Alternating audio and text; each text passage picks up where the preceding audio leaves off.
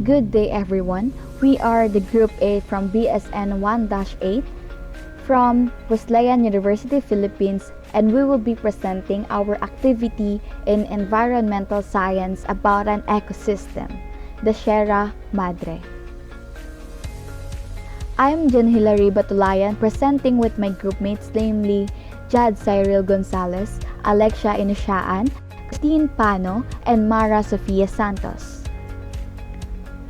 So the content of this video will be about the broad overview about the Sierra Madre, 10 fauna and flora that is present in Sierra Madre, the variety of habitats present in Sierra Madre, 3 abiotic factors present in Sierra Madre, the food chains, food web, and lastly, the pyramid of numbers.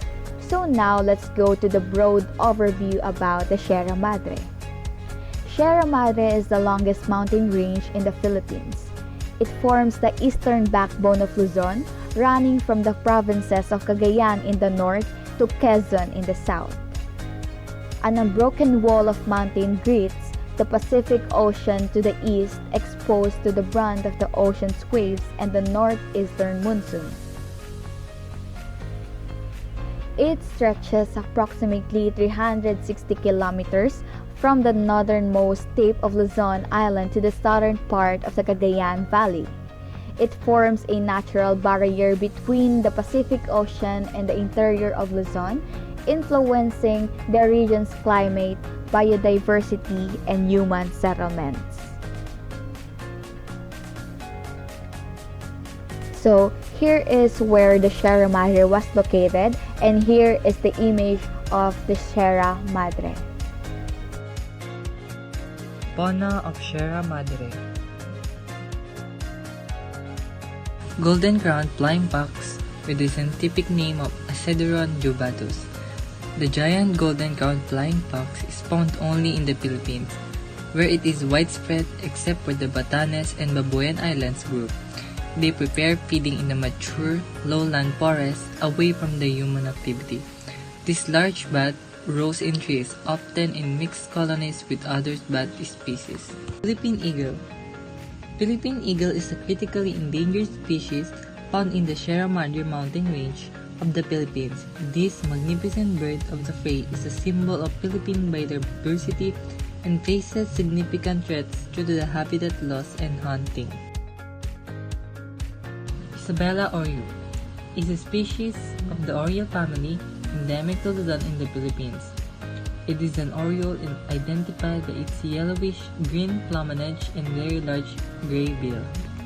Lodgerhead sea turtle with the scientific name of Caretta caretta is a species of oceanic turtle distributed throughout the world. It is a marine reptile belonging to the family of Caeolanidae. The average lodgerhead measures around 90 cm or 35 inches in carapace length when fully grown.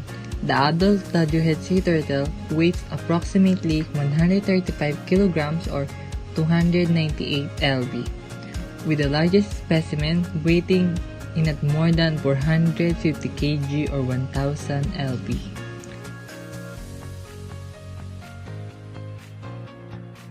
Philippine wild boar. Wild boar are built like domestic pigs with bulky, thick-set bodies, long, mobile cartilaginous snout, black hooves, and medium-length tails. They are usually dark brown or black but can be a variety of colors and have thick skin covered with a coat of coarse hair. These omnivorous mammals are common in the forest and grassland of the Sierra Madre. Philippine crocodile or Crocodylus mendorensis, also known as the Mindoro crocodile, the Philippine freshwater crocodile, the bukarot in Ilocano, and more generally as a buwaya in Filipino lowland culture, is one of the 2 species of crocodiles found in the Philippines. The other is the large saltwater crocodile. Dugong with the scientific name of Dugong dugong is a marine mammal. It is one of the 4 living species of order Sirenia, which also include the 3 species of manatees. It is The only living representative of the once diverse family Dugongnidae, its closest modern relative, Stellar sea-cow, was hunted to extinction in the 18th century. The Philippine crested cockatoo. Cockatoos are recognizable by the prominent crest and curved bills. Their plumage is generally less colorful than of the other parrots, being mainly white, gray or black and often with colored features in the crest, cheeks or tail. This colorful parrot is endemic to the Philippines and can be found in the Sierra Madre. Philippine eagle owl, with the scientific name of Bubo philippensis, is a vulnerable species of owl belonging to the family Cyrylidae.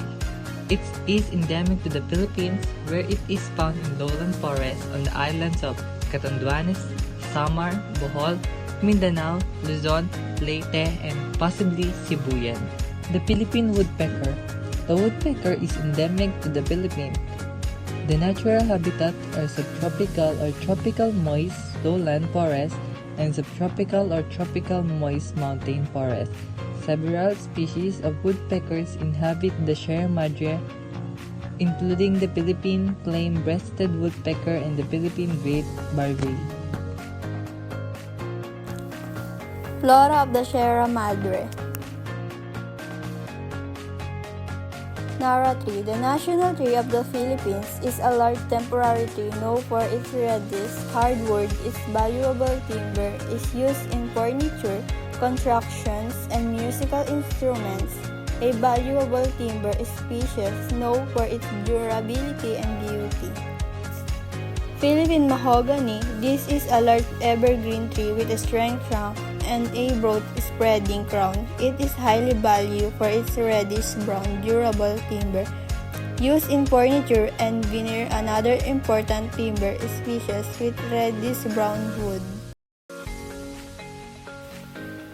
Melecea pinnata, a beautiful and versatile coastal tree native to the Philippines and parts of Asia, also known as Pongamia pinnata.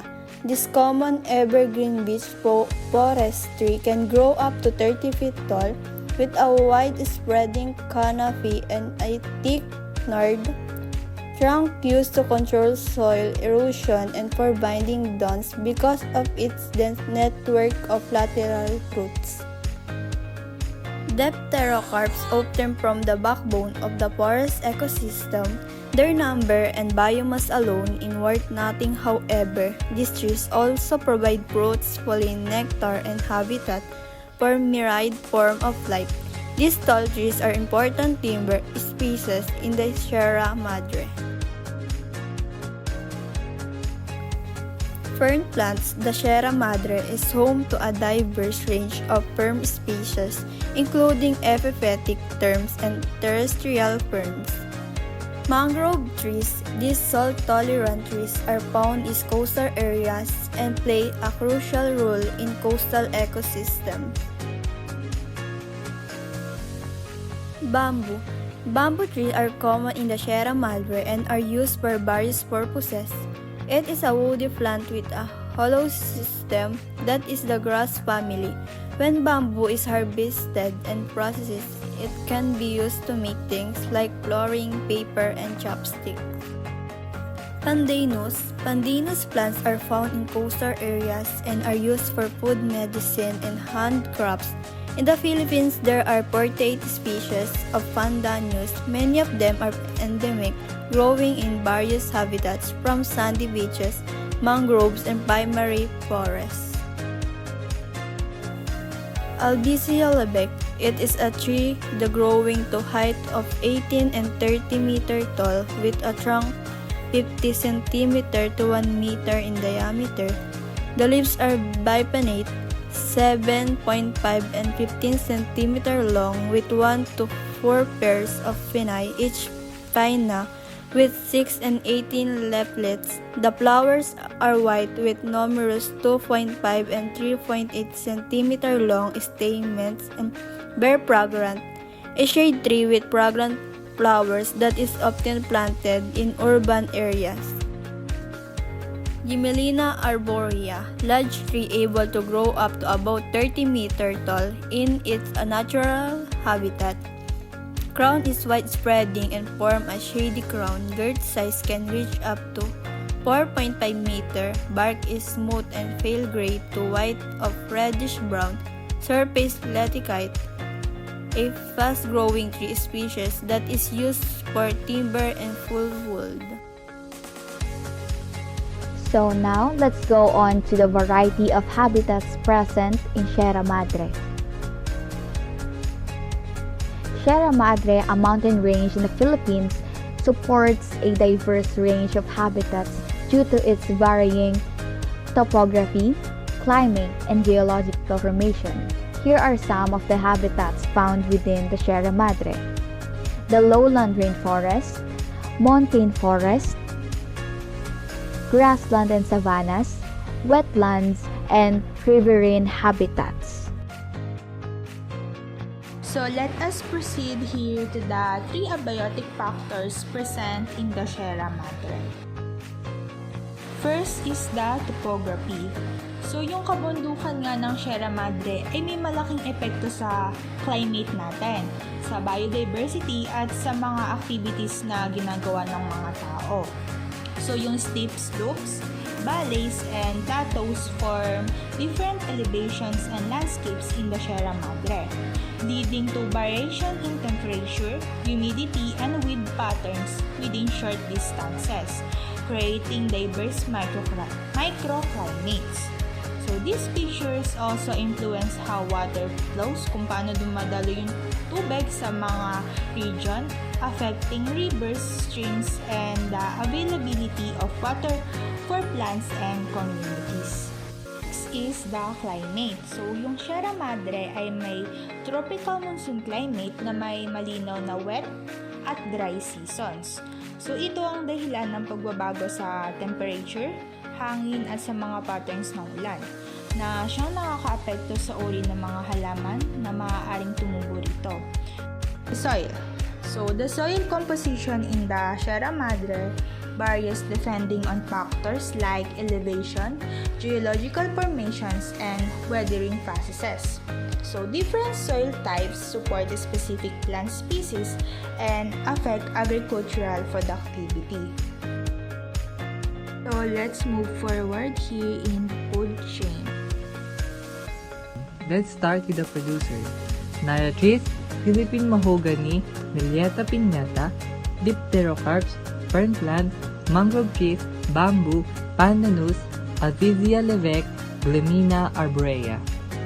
Their primary consumers are the Philippine wild boar, dugong or Philippine crested cockatoo, Philippine woodpecker, Philippine eagle-owl, and Isabella oriole.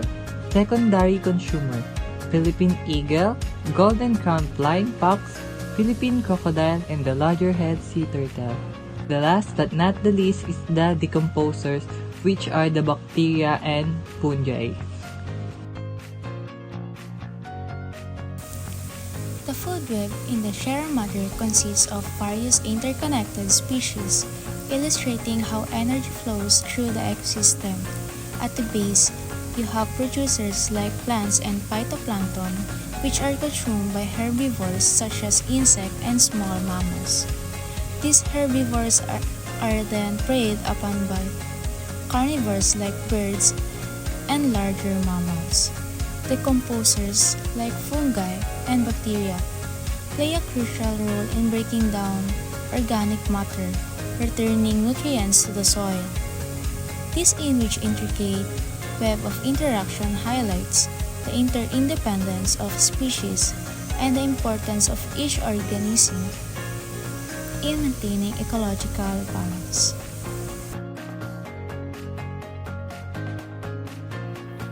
The pyramid of numbers in a grassland ecosystem represent the number of organisms at every trophic level. It has usually a broad base with numerous primary producers like grasses, fewer herbivores like rabbit and small mammals, and yet even fewer predators like birds and carnivores. This kind of pyramids illustrate the decreasing populations, size upward of the food chain from the producers to the top predators.